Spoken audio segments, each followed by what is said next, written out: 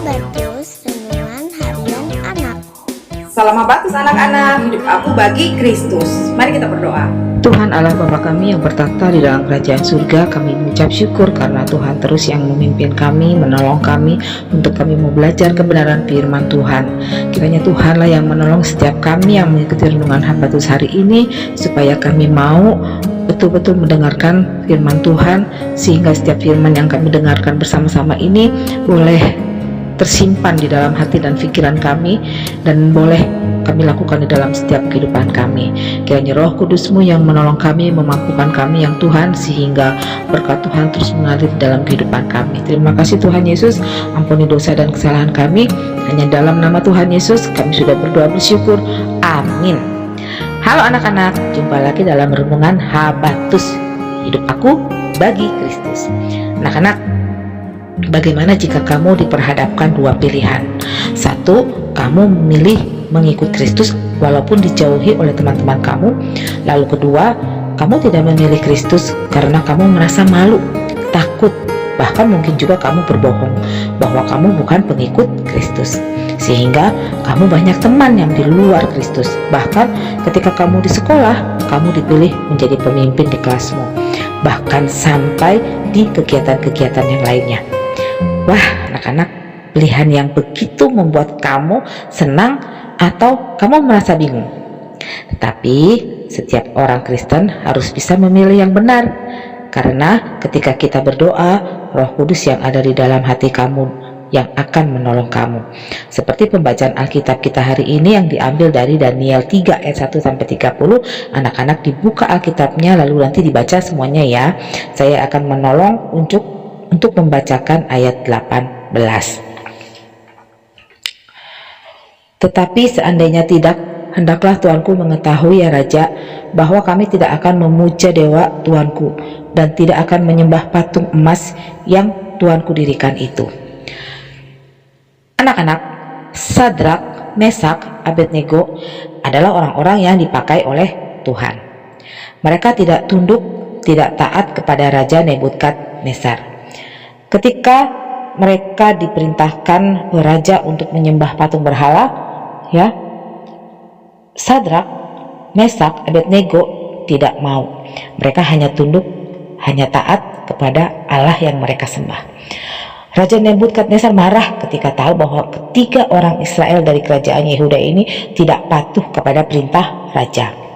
Lalu raja menghukum mereka untuk dipenjarakan. Keberanian Sadrak, Mesak, Abednego ini adalah mereka selalu berdoa berserah kepada Allah, menyembah kepada Allah. Nah, kesetiaan mereka hanya kepada satu-satunya Allah yang benar. Nah, anak-anak, iman Sadrak, Mesak, Abednego ini tetap menjadikan Allah sebagai perlindungan mereka, sebagai kekuatan mereka, dan tidak ada yang lain. Mereka tidak takut kepada raja di dunia ini, tapi mereka hanya takut kepada kemarahannya Allah daripada kemarahannya manusia. Mereka pernah berkata, seandainya Allah tidak menolong pun, mereka tetap memilih taat kepada Allah, apapun yang terjadi atas mereka. Karena kesetiaan Sadrak, Mesak, Abednego, Allah tidak membiarkan mereka. Allah menolong mereka. Allah mengasihi Sadrak, Mesak, Abednego. Allah juga mengasihi kamu dan saya. Nah, anak-anak, bukannya Raja Nebukadnezar saja yang berdosa ya. Semua manusia di dunia ini berdosa, termasuk kamu dan saya. Ingat Roma 3:23. Karena semua orang telah berbuat dosa dan telah kehilangan kemuliaan Allah. Tapi ketika kita diperhadapkan dengan keadaan yang tidak baik, kita tetap untuk percaya kepada sang kebenaran itu, maka hati dan pikiran kita akan tertuju kepada Allah. Contoh, yang tadinya kamu takut dijauhi oleh teman-teman kamu tetap bersuka cita karena Tuhan selalu beserta kamu dan saya. Yang tadinya kamu tidak berani mengutarakan yang benar, kamu sudah berani mengutarakan yang benar. Karena apa?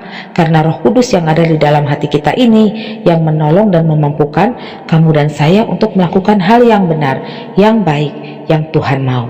Nah, anak-anak, ketika kamu dan saya merasa tidak ada seorang pun yang peduli, kita merasa sedih. Ingat, kita punya Allah yang mengerti dengan keadaan kita.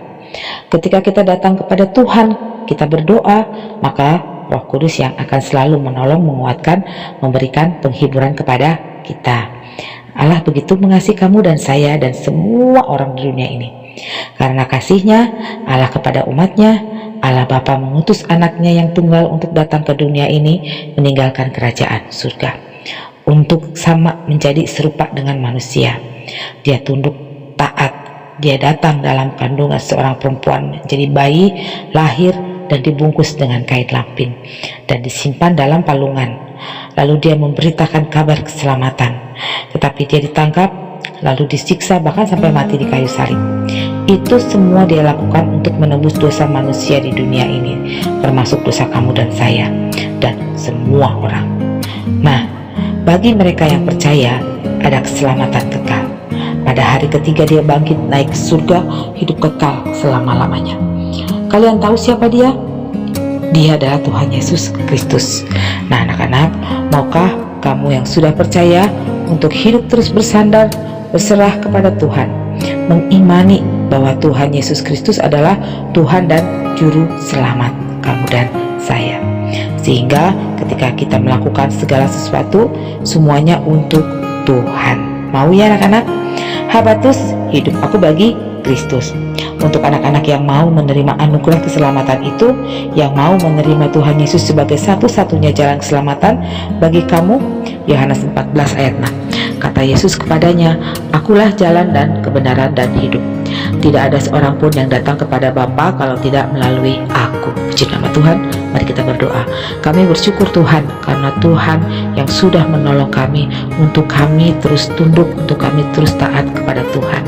Kiranya Tuhan yang terus memperbaharui hati kami sehingga hari-hari kami terus mau memuliakan Tuhan.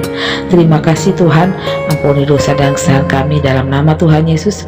Kami sudah berdoa bersyukur. Amin. Sampai jumpa lagi. Tuhan Yesus memberkati. Dah. Habatus